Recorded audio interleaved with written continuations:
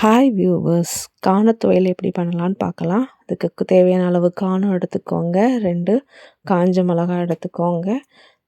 தேங்காய், கருவேப்பிலை, உப்பு, பூண்டு, சீரகம் இதெல்லாம் என்ன செஞ்சுக்கோங்க, தனியாக எடுத்து வச்சுக்கோங்க. அது போக வானல் இருந்துச்சுங்க அடுப்பில் வச்சுட்டு நல்லா ஹீட் ஆனோடனே காணத்தை உள்ள போட்டு நல்லா என்ன செஞ்சுக்கோங்க, பொன்னிறமாக வறுத்துக்கோங்க. வறுத்துட்டு இருக்கும்போது வச்சுங்க 2 காஞ்ச மிளகாவையும் போட்டு நல்லா நினச்சிக்கோங்க, வறுத்து தனியாக எடுத்து வச்சு ஆற வச்சுக்கோங்க.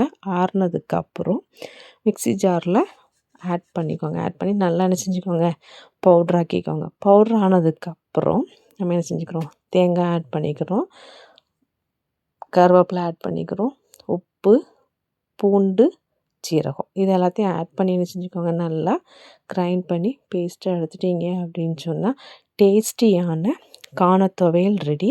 காணத்துவையல் உடம்புக்கு ரொம்ப நல்லது. வீட்டில் ட்ரை பண்ணி பாருங்கள். ட்ரை பண்ணி பார்த்துட்டு ஷேர் பண்ணுங்கள், கமெண்ட் பண்ணுங்கள் எப்படி இருந்ததுன்னு, லைக் பண்ணுங்கள் அண்ட் சப்ஸ்கிரைப் பண்ணுங்கள். தேங்க்யூ.